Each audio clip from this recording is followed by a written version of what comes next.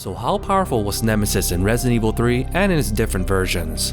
Because throughout the years, us Resident Evil fans have encountered a plethora of Tyrants, where they showed off their many unique strengths and abilities, but Nemesis on the other hand was a completely different beast, and showed off as many battle mechanics. So would this consider Nemesis the top BOW of the pack, or is there another Tyrant who can surpass this apex monster? Anyway, so in this video, we'll be discussing where Nemesis ranks amongst his Tyrant brethren, and see why he was so formidable when Jill Valentine had to go up against him in Resident Evil 3. Anyways, before we get started with the video, my name is HeyDeVuH, and I do cover a lot of Resident Evil content, so if you guys want more videos like this in the future, then please feel free to smash that like and subscribe button, and also maybe sharing this video with a friend or on any of those social media outlets out there. I'd really appreciate the support. Alright, so I just want to make a premise on how we can categorize Nemesis on a certain basis, so we can accurately rank him against the other Tyrants. So with the very first category we'll be covering is the physical attributes, which is mostly their speed and strength. Alright, so we know that most BOWs the Umbrella has created are known to be extremely powerful, with each Tyrant showing off what they're capable of, ranging from breaking walls to lifting up heavy machinery or doing many acrobatic movements. So in Nemesis' case, he definitely fills all the roles in this category, with his overall speed very pronounced from the get-go, where he's faster than Jill even when she's at full sprint. Also, from his many different versions that we've seen, they've shown him to be extremely powerful as well, with some examples shown here.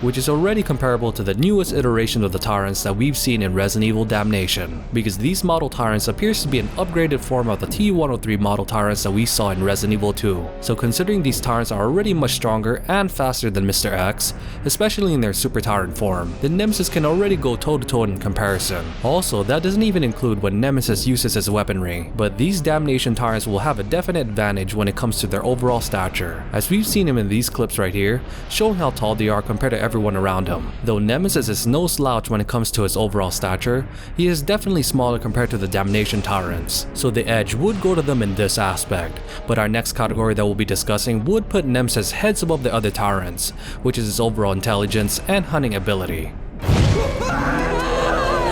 Because with his increased intelligence that he acquired due to the anti-alpha parasite, he can now show off his use of weaponry and his efficiency of carrying out orders, with a depiction shown here, where his visuals look as if the Tyrants are almost robotic-like. Also, if I may add, since we saw the new Resident Evil Project Resistance teaser trailer, we actually got a depiction that the Tyrants like Mr. X can be manually controlled. So in this case, that could also be a possibility with Nemesis, where a user from a background could be manipulating him during his mission, but possibly letting him be a bit more autonomous in certain portions of his mission, where I can see that process during the cable car scene, when he fought against one of the Umbrella mercenaries, where he had to diverge away from his original order of eliminating Jill, but wouldn't hesitate to get rid of any other person, even if they are affiliated with Umbrella. So overall, this intelligence and autonomy that Nemesis displays is heads above the other Tyrants. Even though most of them do have the capability to think outright, it doesn't mean they're always the smartest BOW out there.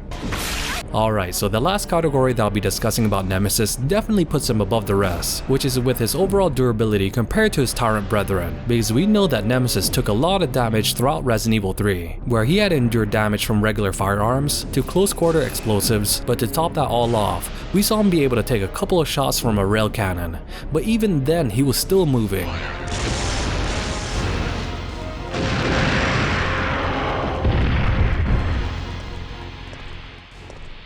Also on a quick note, I know Jill had that awesome one-liner where she supposedly eliminated Nemesis once and for all, but who's to say that he wasn't still alive after she left the factory? With the only real way to deal with a Tyrant with Nemesis' caliber was only after Raccoon City finally got wiped off the map, where we compare this to the Damnation Tyrants, where they were eliminated due to some airstrikes.